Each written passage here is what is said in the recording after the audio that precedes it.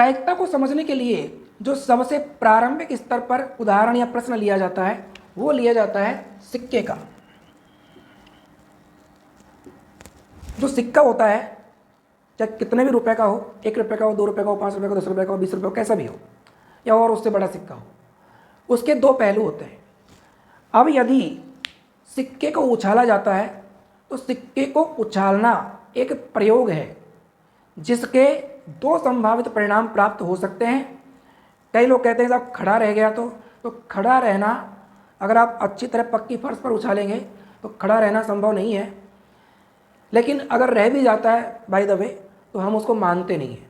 गणित में ऐसी कोई संभावना नहीं है, ऐसी कोई स्थिति नहीं होती कि सिक्के को उछाला और खड़ा रहेगा तो क्या आएगा, कुछ नहीं आएगा, फिर दोबारा वो सिक्का उछाला जाएगा, ठीक है ना। तो सिक्का अगर उछालते हैं तो उसके 2 ही परिणाम आएंगे, या तो चित्त आएगा या फिर पट आएगा। तो यहाँ सिक्के को उछालना एक प्रयोग है और उसका परिणाम क्या है, सिक्के के ऊपर जो चीज़ आएगी, चित्त आए या पट आएगा, उसका परिणाम है। लेकिन आ क्या क्या सकता है, चित्त भी आ सकता है, पट भी आ सकता है, दोनों में से कुछ भी आ सकता है। तो ये दोनों ही इसके परिणाम हैं। तो प्रयोग तो क्या हो गया, सिक्का उछालना। सिक्का उछालना एक प्रयोग है, ठीक है। और इस प्रयोग के जो परिणाम हैं तो क्या क्या होंगे, हेड या टेल, ये 2 परिणाम होंगे। अब सिक्के को उछालने पर चित्त आने की तो क्या प्रायिकता होगी, पट आने की क्या प्रायिकता होगी, ये हमें ज्ञात करना है। तो पहले जैसे मैंने बताया कि हमें 2 चीज़ों पर विचार करना है। पहली चीज़, प्रयोग के कुल मिलाकर संभावित परिणाम कितने हैं, तो वो हो गए 2। कुल संभावित परिणाम कितने हो गए, 2 हो गए, ये लिख दीजिए 2। अब इन दोनों में से हम जिसकी प्रायिकता ज्ञात करना चाहते हैं उसके अनुकूल परिणाम कितने हैं। हम अगर चित्त की प्रायिकता ज्ञात करना चाहते हैं तो चित्त कितने हैं, ये देखो। यदि पट की प्रायिकता ज्ञात करना चाहते हैं तो इन परिणामों में पट कितने हैं वो देखो। तो मान लीजिए हम चित्त की प्रायिकता ज्ञात करना चाहते हैं, चित्त आने की प्रायिकता, चित्त आने की प्रायिकता, तो सूत्र हमारा यही रहेगा, अनुकूल परिणामों की संख्या। अनुकूल कौन से, जिसकी प्रायिकता ज्ञात करना चाहते हैं। प्रायिकता किसकी ज्ञात करना चाहते हैं, चित्त आने की करना चाहते हैं। चित्त कितने हैं, चित्त एक ही है। तो हमारा जो अनुकूल परिणाम है, अनुकूल परिणाम वो केवल एक है। कितना, 1। कौन सा, चित्त। तो प्रायिकता क्या होगी भाई, चित्त आने की प्रायिकता 1/2। तो ये होगी प्रायिकता 1/2। प्रतिशत में लिखोगे तो 100 से गुणा करोगे, 2 से 100 कट जाएगा, 50 बार, 50% हो गई, 50%। इसी प्रकार से पट आने की प्रायिकता, टेल आने की प्रायिकता, तो टेल आने की प्रायिकता हो जाएगी, सूत्र वही, अनुकूल परिणाम। अनुकूल कौन सा, जिसकी प्रायिकता ज्ञात करना चाहते हैं। प्रायिकता किसकी ज्ञात करना चाहते हैं, पट यानी कि टेल आने की प्रायिकता। टेल कितने हैं कुल परिणामों में, 1 ही है, तो 1 नीचे कुल परिणामों की संख्या 2, वो वापस 50% आ गई। तो यहाँ एक विशेष ध्यान देने की जो बात है वो ये है कि सिक्के को उछालने पर कुल परिणाम 2 ही होते हैं, चित्त या पट, अगर एक बार उछालोगे तो। और दोनों के आने की प्रायिकताएं बराबर बराबर हैं, 1/2 1/2 या 50-50%। इसीलिए किसी टीम को पहले बल्लेबाजी करनी है या पहले फील्डिंग करनी है, इसका निर्धारण करने के लिए हम सिक्का उछाल करके ही टॉस करते हैं। क्यों करते हैं, क्योंकि यहाँ प्रत्येक परिणाम की जो प्रायिकता है वो बिल्कुल बराबर है, आधी आधी है, 50-50% है। इसलिए सिक्के को उछालने पर किसी एक परिणाम के आने की प्रायिकता कम या ज़्यादा नहीं है, अलग अलग नहीं है, दोनों की बराबर है। इसलिए सिक्के को उछालना एक न्याय संगत प्रयोग है इसका निर्धारण करने के लिए कि कौन पहले बल्लेबाजी करेगा। तो अब प्रायिकता में ये एक प्रारंभिक उदाहरण था। अब हम इसको थोड़ा कठिन बनाते हैं। कैसे? देखिए, इस प्रयोग में, इस उदाहरण में हमने सिक्के को एक बार उछाला। अब हम उछालते हैं सिक्के को 2 बार। तो 2 बार जब सिक्का उछालोगे तो देखो, ये तो पहली बार और ये दूसरी बार, और प्रत्येक बार कौन कौन सा परिणाम आ सकता है, इसकी संभावना को देखते हुए जो कुल परिणाम बनेंगे वो कौन कौन से बनेंगे, ध्यान दीजिए। मान लीजिए पहली बार में चित्त आ गया और दूसरी बार में भी चित्त आ गया, तो एक परिणाम तो ये हो गया। मान लो पहली बार में चित्त आ गया लेकिन दूसरी बार में पट आ गया, टेल आ गया, तो ये तो अलग परिणाम है, दोनों बार चित्त आ गया। ये जो परिणाम है ये पहले वाले से अलग है कि पहले में दोनों चित्त आए थे, वो रिजल्ट एक अलग हो गया। इस दूसरी बार में पहले चित्त आया बाद में पट आया, ये परिणाम पहली बार से अलग संभावित परिणाम है। ये आपने उछाला 2 ही बार है, 4 बार नहीं उछाला, उछाला 2 ही बार है, पहली बार उछाला और दूसरी बार उछाला। लेकिन 2 बार उछालने पर उनके चित्त पट आने की संभावनाएं क्या क्या हो सकती हैं वो हमें देखना है, उनसे निकलेंगे कुल परिणाम। तो संभावना एक ये है कि वह पहली बार में चित्त आ जाए और दूसरी बार में भी चित्त आ जाए, ये पहली संभावना है। तो ये पहला परिणाम हो गया। संभावना ये भी हो सकती है कि पहली बार चित्त आए और दूसरी बार पट आ जाए। संभावना तीसरी ये भी हो सकती है कि पहली बार पट आ जाए, दूसरी बार चित्त आ जाए, हेड आ जाए। चौथी संभावना ये भी हो सकती है कि दोनों बार ही टेल आ जाए, दोनों बार ही पट आ जाए।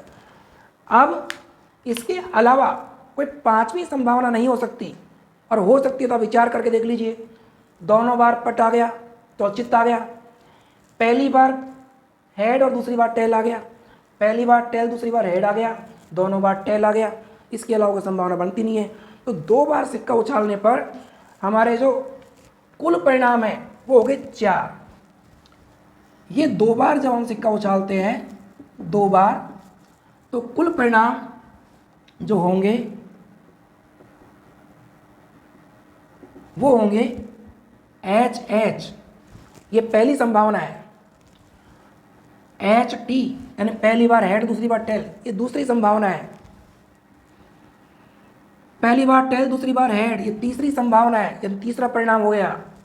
और दोनों बार टेल आ जाए, ये चौथी संभावना है। अर्थात चौथा परिणाम ये भी आ सकता है जब एक सिक्का 2 बार उछालते हैं या 2 सिक्के 1 बार उछालो तब भी यही बनेंगे। 2 सिक्के, पहला सिक्का दूसरा सिक्का, पहले पर हेड दूसरे पर भी हेड आ गया, पहले पर हेड दूसरे पर टेल आ गया, पहले पर टेल दूसरे पर हेड आ गया, दोनों पर ही टेल टेल आ गया, तो तब भी ये 4 ही परिणाम प्राप्त होंगे। कब?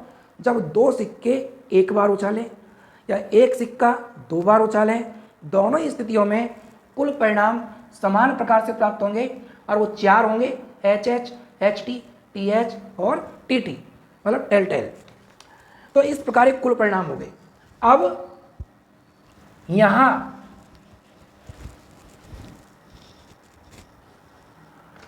अगर हम प्रायिकता ज्ञात करना चाहते हैं, देखो प्रायिकता के प्रश्न यहां कई प्रकार से बनेंगे।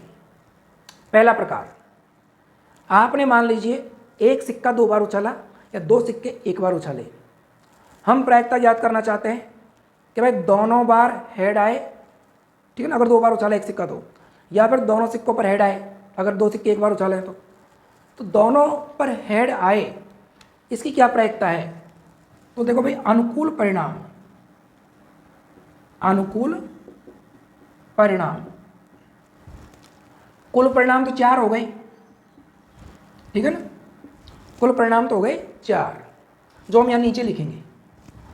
अब अनुकूल परिणामों की जरूरत है, क्योंकि प्रायिकता ज्ञात करने के लिए मैंने बताया था कि 2 चीजें जरूरी है। पहली चीज, किसी भी प्रयोग के कुल परिणाम कितने हैं। कुल परिणाम क्या होते हैं? जितने में से हमें अनुकूल परिणामों को छांटना है। और अनुकूल परिणाम कौन से होते हैं?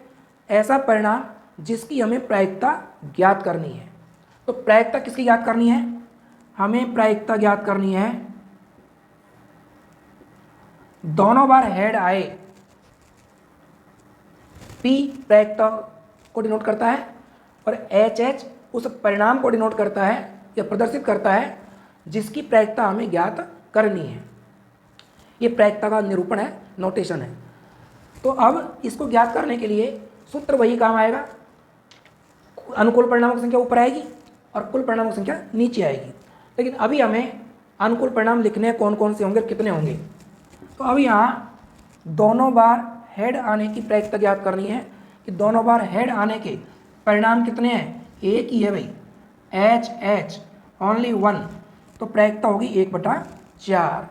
अनुकूल परिणाम ऊपर आएगा, कुल परिणाम नीचे आएगा, तो ये हो गया 1/4। अगर मान लीजिए हमें प्रायिकता ज्ञात करनी है दोनों बार टेल आए या दोनों सिक्कों पर टेल आए, तो अब की बार जो अनुकूल परिणाम है वो कितने हैं, वो अब की बार भी एक ही है। कि दोनों पर टी आए, ये दोनों बार में टी आए, एक ही अनुकूल परिणाम है, तो वो 1 ऊपर आ जाएगा और 4 नीचे आ जाएगा, 1/4 इसकी प्रायिकता होगी। अब तीसरा प्रश्न से बनेगा प्रायिकता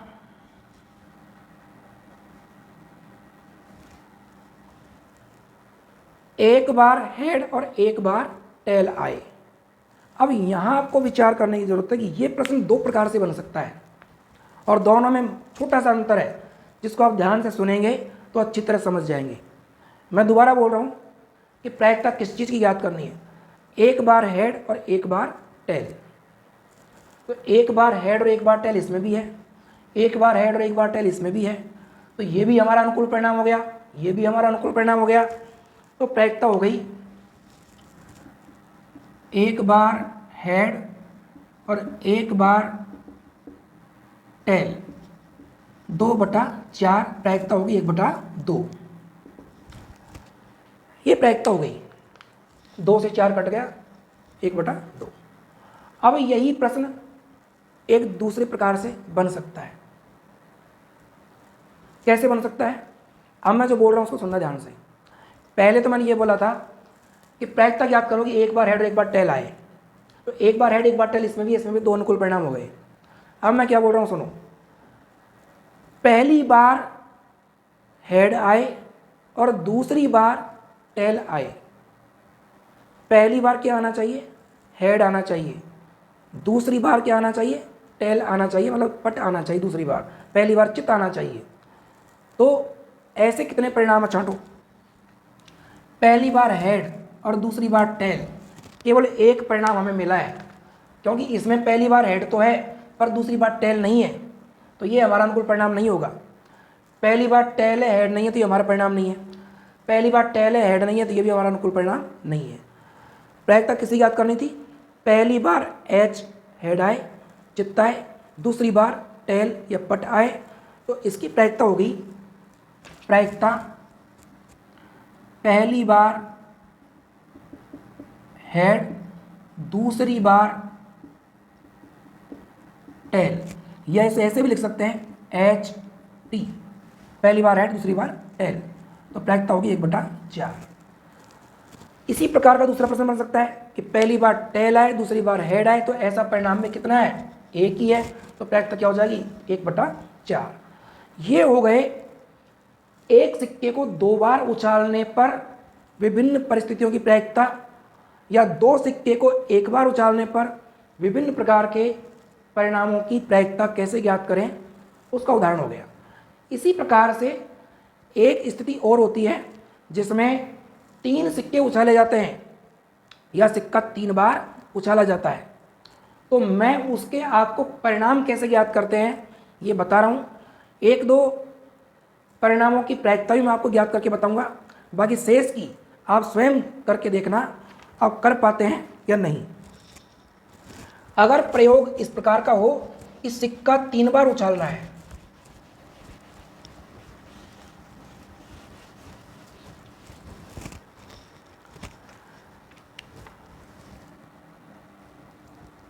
सिक्का 3 बार उछालने पर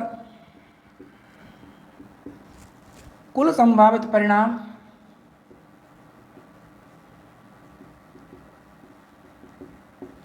कैसे ज्ञात करते हैं?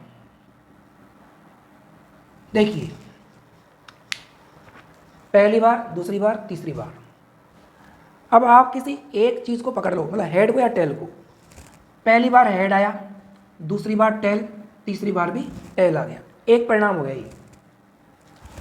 अब इस एक परिणाम से दूसरा कैसे ज्ञात करें? इस हेड को बीच में ले आओ, ये दूसरा परिणाम हो गया। अब इस हेड को लास्ट में ले जाओ, ये टी पहले आ जाएगा, एच बाद में आ जाएगा। तो ये 3 परिणाम तो ऐसे हो गए जिनमें एक बार तो हेड है और 2 बार टेल है। लेकिन वो एक बार जो हेड है वो 3 प्रकार से आ सकता है कि पहली बार की उछाल में आ जाए, दूसरी बार की उछाल में आ जाए, या तीसरी बार की उछाल में आ जाए। तो तीनों परिणाम अलग अलग होंगे फिर ये। अब अगला क्रमांक है, ये तो कैसे परिणाम थे जिसमें एक हेड और 2 टेल हैं। अब एक टेल और 2 हेड भी हो सकते हैं, एक टेल और 2 हेड, और पहले की तरह ये टेल फिर बीच में आ सकता है, लास्ट में आ सकता है। तो 5वां परिणाम हो जाएगा, टेल को बीच में ले आओ, हेड टेल हेड, लास्ट में ले जाओ। 6ठा परिणाम हो गया, क्या हो गया? टेल हेड और ये हेड। नहीं, ये तो उल्टा हो गया, लास्ट में जाएगा ये, इसको लास्ट में ले जाओ, हेड हेड और ये टेल। कितने हो गए? 6। अब ये तो बात होगी एक बार हेड 2 बार टेल, या एक बार टेल 2 बार हेड की। हो ऐसा भी तो सकता है कि तीनों बार ही हेड आ जाए। तो 7वां परिणाम हो गया, तीनों बार हेड, इसे आप शुरू में भी ले सकते हो।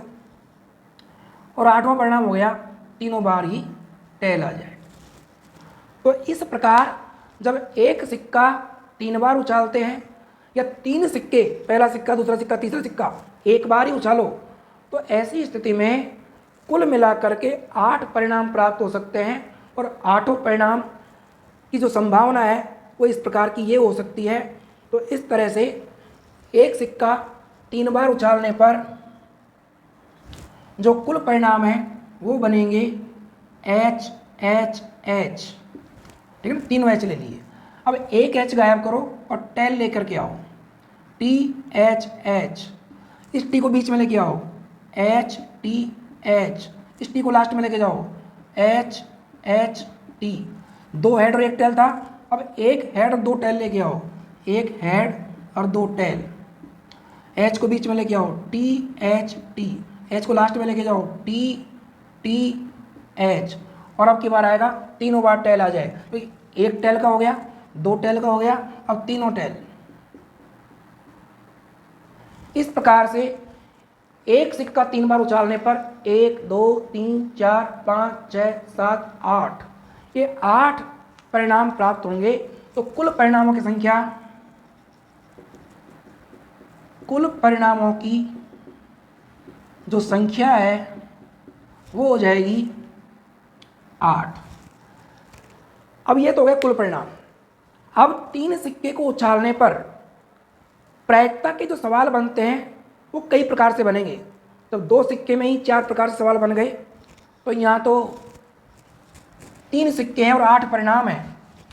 तो प्रायिकता के प्रश्न कई प्रकार से बन सकते हैं, जिनमें पहला प्रश्न है कि तीनों बार हेड आने की प्रायिकता बताओ। तो तीनों बार हेड आने की प्रायिकता, अब यहाँ में फिर वही विचार करना है। देखो, प्रायिकता का प्रश्न किसी भी प्रकार का हो, कैसा भी हो, हमें केवल 2 ही चीज़ ज्ञात करनी है। पहली चीज़, जो प्रयोग है उसके कुल परिणाम कितने होंगे, जो कि यहाँ 8 हो गए, एक काम तो हो गया अपना। अब दूसरी जो चीज़ है, देखो पहली चीज़ जो है कुल परिणामों की संख्या, ये प्रयोग के लिए फिक्स रहती है। 2 सिक्के का प्रयोग है तो कुल परिणाम 4 ही होंगे, फिक्स रहेगा। चाहे प्रायिकता किसी की पूछे हो, कुल परिणाम 4 ही रहने वाले हैं, ना कम होंगे ना ज़्यादा होंगे। कम ज़्यादा होंगे तो क्या होंगे, अनुकूल परिणाम होंगे। क्यों होंगे, वो इस बात पर डिपेंड करते हैं कि प्रायिकता किस चीज़ की पूछी जा रही है, और जिस चीज़ की प्रायिकता पूछी जा रही है ऐसे परिणाम कितने हैं, उतने ही अनुकूल परिणाम होंगे। तो अब यहाँ देखो, प्रायिकता हमें ज्ञात करनी है, तीनों बार हेड आने की, तो तीनों बार हेड केवल एक परिणाम में है, तो अनुकूल परिणाम 1 हो गया। तो प्रायिकता तीनों बार हेड आने की प्रायिकता, सूत्र यही रहेगा, अनुकूल परिणाम 1 है, कुल परिणाम 8 है। अब देखो दूसरा प्रश्न बोल रहा हूं मैं, प्रायिकता ज्ञात करो कि एक बार हेड 2 बार टेल आए। यहां मैंने क्रम निर्धारित नहीं किया कि हेड कौन सी बार में आएगा, पहली बार में आएगा, दूसरी बार में आएगा, तीसरी बार में आएगा, ऐसा कुछ नहीं बोला मैंने सिर्फ इतना बोला है कि एक बार हेड आ जाए और 2 बार टेल आ जाए।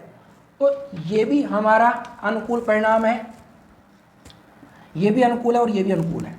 क्यों है? इसमें भी एक बार हेड 2 बार टेल है, इसमें भी एक बार हेड 2 बार टेल है, इसमें भी एक बार हेड और 2 बार टेल है। तो यहाँ जो प्रायिकता होगी, एक हेड और 2 टेल, इसकी हो जाएगी 3/8। लेकिन अगर मैं इस एक हेड का क्रम बता दूं कि पहली बार में हेड आए और बाद की दोनों बारों में टेल आए, तो फिर प्रायिकता बदल जाएगी। पहली बार में हेड और बाद की दोनों बारों में टेल आए, तो ऐसा परिणाम तो यहाँ एक ही है केवल, तो वापस यहाँ प्रायिकता क्या हो जाएगी, 1/8 हो जाएगी। अगर मैं ये कह दूं कि भाई शुरू की दोनों बारों में तो टेल आए और तीसरी बार में हेड आए, तो ऐसा परिणाम भी एक ही है। शुरू की दोनों बार में टेल और तीसरी बार में हेड आए, ऐसा परिणाम भी एक ही है, तो इसकी प्रायिकता भी 1/8 होगी। इस प्रकार से बहुत प्रकार के प्रश्न बन सकते हैं इसमें, जिसमें आपको उस बात को ध्यान से पढ़ना है प्रश्न में कि प्रायिकता किस बात की पूछ रहा है, किस परिणाम की पूछ रहा है, और जिस परिणाम की, जिस तरह के परिणाम की प्रायिकता पूछी जा रही है, ऐसे परिणाम कुल परिणामों में कितने हैं, उतने ही अनुकूल परिणाम होंगे, और कुल परिणाम का प्रत्येक प्रकार के प्रयोग के लिए निश्चित रहते हैं, इसमें 8 है वो। तो आज ये सिक्के वाले जो प्रश्न हैं, 1 बार उछालने के, 2 बार उछालने के, 3 बार उछालने के, ये हमने पढ़ लिए हैं। इसके बाद में अब हम पासे वाले सवाल अगले वीडियो में पढ़ेंगे, उसके बाद में ताश वाले भी पढ़ेंगे, उसके बाद में कुछ संख्याओं के गुणधर्मों पर आधारित प्रश्न भी प्रायिकता में बनते हैं, तो वो हम लास्ट में पढ़ेंगे। वो थोड़े कठिन टाइप के होते हैं, कठिन तो नहीं होते, परंतु उनको करने के लिए हमें संख्याओं की विशेषताएं या उनके गुणधर्मों का पता होना चाहिए, तभी हम उनको कर पाते हैं। जैसे अभाज्य संख्या क्या होती है, सम विषम क्या होती है, पूर्ण वर्ग संख्याएं कैसी होती हैं, पूर्ण घन कैसी होती हैं, किसी निश्चित संख्या से विभाजित होने वाली कैसी होती हैं। तो विभिन्न प्रकार के गुणधर्मों के आधार पर विभिन्न प्रकार के प्रश्न संख्याओं पर बनते हैं, तो वो हम सबसे लास्ट में पढ़ेंगे। और कुछ प्रश्न ऐसे होते हैं जो वस्तुओं को कुछ कैटेगरीज में बांट देते हैं, या वो ऑलरेडी बटी हुई होती है। जैसे मान लीजिए एक कोई बॉक्स है, इस बॉक्स में कुछ गेंद रखी हुई है, और वो गेंद 2 या 3 प्रकार की है, ज़्यादा प्रकार की हो सकती है, कुछ लाल है, कुछ हरी है, कुछ पीली है, काली है, नीली है, जैसा भी रंग है, 2 या 3 रंग की अक्सर प्रश्नों में रहती है। उनमें से एक गेंद निकाली जाती है। अब वो गेंद किसी पर्टिकुलर रंग की आए, इसकी क्या प्रायिकता है। इस प्रकार के प्रश्न थोड़े सरल टाइप के रहते हैं।